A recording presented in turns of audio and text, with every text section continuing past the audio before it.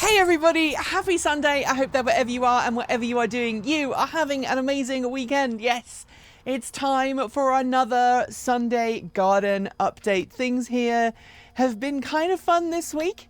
The weather has decided that it is in fact still summer, and that has made it very hot this week. But look, it's already first thing in the morning.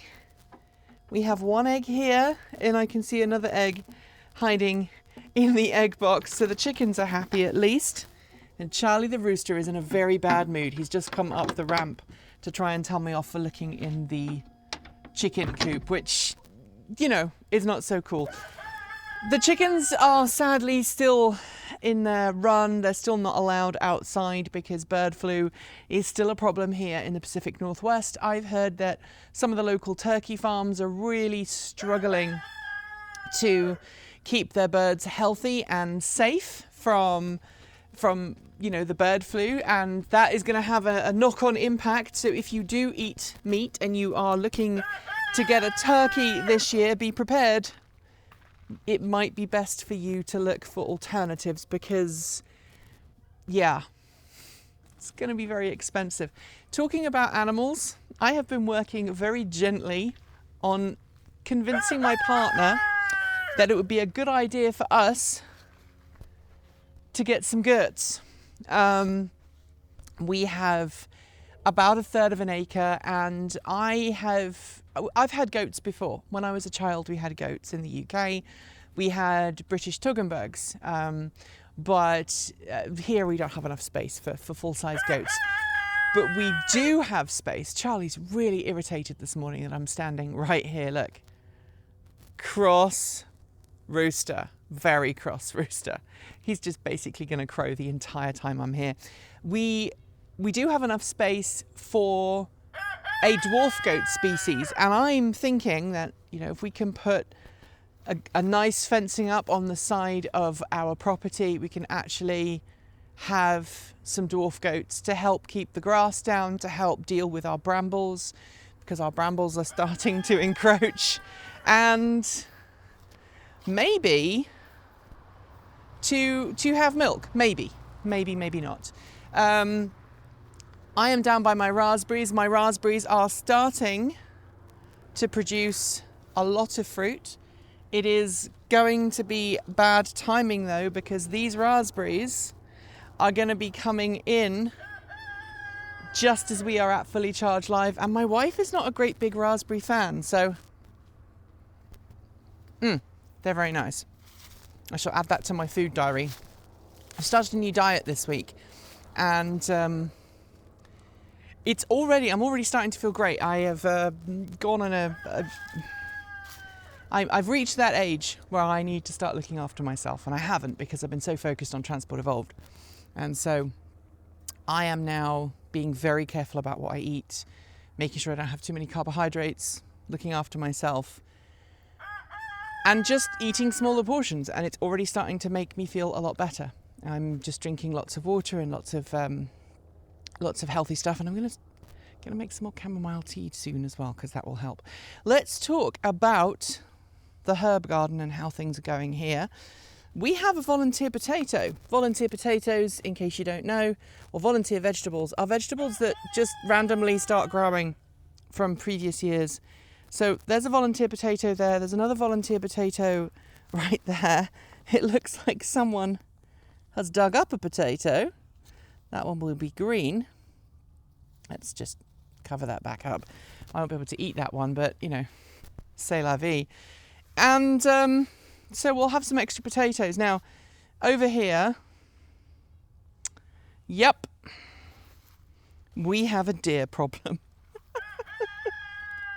We have a deer problem. So a few days ago, we had some lovely broccoli on here, looking amazing.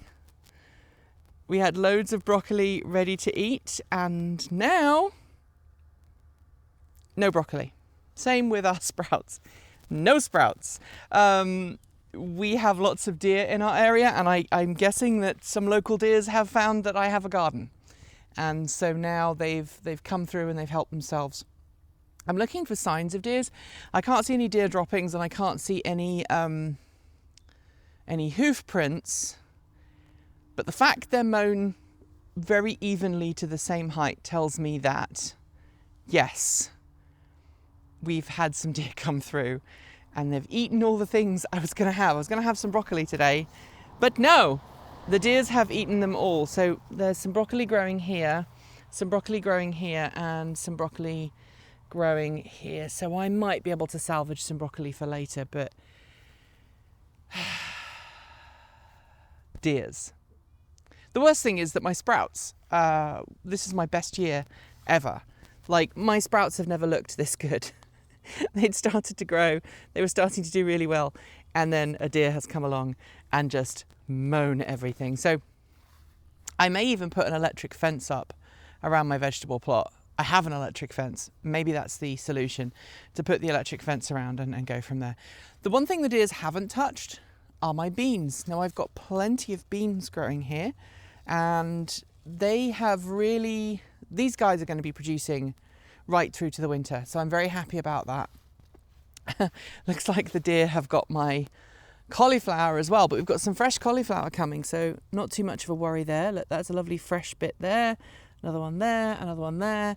The nice thing about these collies is they just keep producing heads. If you cut them off and you keep them well maintained, they just keep producing. Let's remove that one there. And this guy does not belong in with my thyme. I'm sorry, you are not thyme. You are a weed. Bye-bye. So my thyme is looking great. All my herbs are looking fantastic. And the deer have gone after my other broccoli too. So I'm just wandering around and seeing where the deer have gone. And of course, they haven't gone in where there are fences. So maybe I just need to put fences around and see if that will stop them. It's my own bloody fault, as they say. Never mind. We live and we learn. And look, if the deer needed food, I'm okay with that, really. I really am. So my bees are doing great. They're not my bees, but the bees that live in my garden are doing great. And everything else seems to be just continuing to go well. Can you see that, by the way? There is a snake. There you go. You see that? That's a grass snake. Let's see. It's right in here. I don't know if you can see it. Nope, the snake has stopped. It's the benefit of keeping your grass long, is that you get a whole lot more wildlife.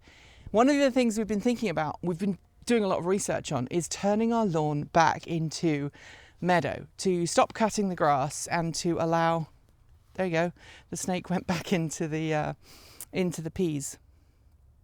Don't know if you can see it. It's right down there. The other benefit that we're having, obviously from growing vegetables and having the grass a bit longer, is that we have a lot more wildlife, a lot more diversity in the garden. And that's good just for the natural habitat. It makes things a lot more diverse.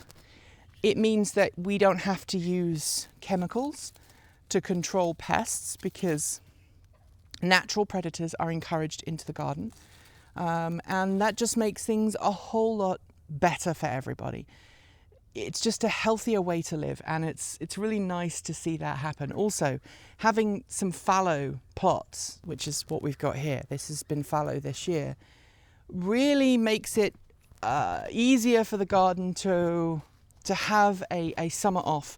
It allows the bacteria in the soil to recoup. It allows the nutrition levels to rebalance.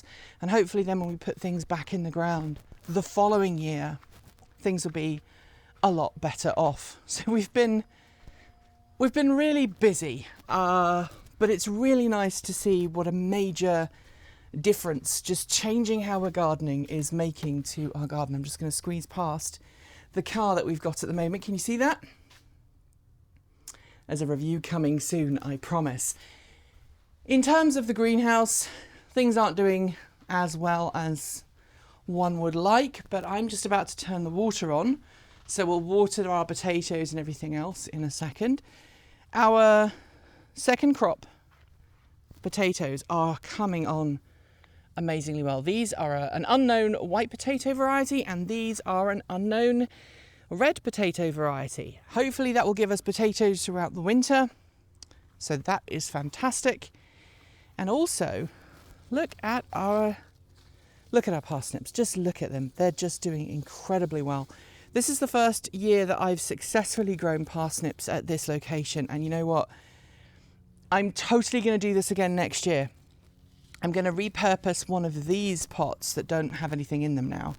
I'm going to repurpose that and regrow. And I think next year I'm also going to grow more potatoes, more parsnips, more carrots, maybe even put sweet potatoes in there, because I think it's all going to make a big difference. Now in my greenhouse, things are not doing as well as I would like, but you know what? I'm okay with that. There's a wasp over there that I'm going to ignore. My cucumbers are coming on very slowly, but it's because I haven't planted any of them up. All of the tomatoes that had flowered are and produced fruit even, not flute. All of the tomatoes that had produced fruit have produced their tomatoes, so I think we're done with that. And everything else is doing really well. My geraniums are still happy and flowering, which is good, and they've got this wonderful smell. It just brings back such fond memories of my childhood. Looks like I've got some dead ones on there though, so let me go through very quickly and get rid of those dead leaves. Give me some maintenance time. Now, my plants are going to be under the care of my wife next week, so this is going to be an interesting one. We've discussed maybe getting an automatic watering system for the greenhouse because my wife and plants don't mix very well. But that's fine. That's fine. The last time I came back, there were some very unhappy plants, but she managed to keep them going just enough so that when I came back, I was able to give them a bit of extra love and care and make things easier for them. I'm just taking off these dead leaves here. So that is pretty much everything that's been going on in the garden. That's everything that we are considering doing. That's everything that's been happening. The temperatures are still really, really high. I don't think we're officially into autumn yet, but we are getting that way. The mint is kind of finished with most of its mintiness, and we are at the point now where we're starting to turn our attention to the winter and maybe putting some winter crops in and maybe making the world just a little bit better for wildlife. So let me know in the comments below if you think we should get goats or not. I'm pro-goat. My wife is not pro-goat yet. She's getting there, slowly. See, I got my chickens for my 40th birthday, and I'm like, I could get some goats for my 43rd birthday, which is not far away, less than 2 months now, which is kind of weird. I don't feel 43. I want to carry on feeling younger than I actually am for a significant amount of time from now on. That is it for today. If you liked the video, please consider giving it a thumbs up and sharing it with your friends. And don't forget to leave your thoughts below or in our free to join Discord chat room. There are links in the video description. And if you really liked today's video, why not give us a super thanks? It's really easy to do, and everything you do send goes towards helping us make great content. If you haven't already, please make sure you've subscribed to this channel and to our main channel, Transport Evolved, and give the bell a gentle ding to be told when our next video goes live. Thanks on behalf of the entire crew go out to everyone who makes this channel possible. That includes everyone who supports us on Patreon and YouTube, as well as those of you who share and interact with our video.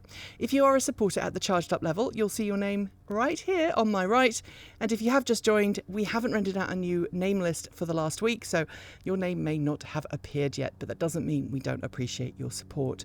Thanks to our self-driving tier supporters, Chris Maxwell, Pedro Mio Pinheiro, Patrick Boyarsky, Bennett Elder, Brian Newton, Dave Kitchen, Michael Goad, Ricky Leon, Andrew Martin, Gila Drahota, Brophy Wolf, Tasla in the Gong, Gordon C, Stephen O'Donoghue, Carl Hodgson, Anthony Coates, Ray Jean Fellows, Dan Blair, Jim Burness, Chris the Centaur, Chris and Michael Johnson, Peter Dillinger and Denny Hyde, and of course, super out of this world thanks to our Starman level supporters. They are Anonymous Freak, Marcel Ward, Reggie Watts, Rory Litwin, Joe Bresney, Reed R. JP Fagerback even, Russ, Will Graylin, Matthew Drobnak, Kevin Barrowbridge, John Lyons, Andrew Glenn, Paul Conway, Laura Reynolds, and of course, Ian. If you would like to be part of that amazing list and help the channel continue to grow. You can support us on Patreon at the link below. You can hit the join button to support us on YouTube or show us your support through Bitcoin, Ko-fi or our cool swag store. And if you are unable to support us financially, just know that sharing the video around really helps. One of our videos went viral this week and it was because everybody shared it. So thanks for joining, and as always, keep evolving.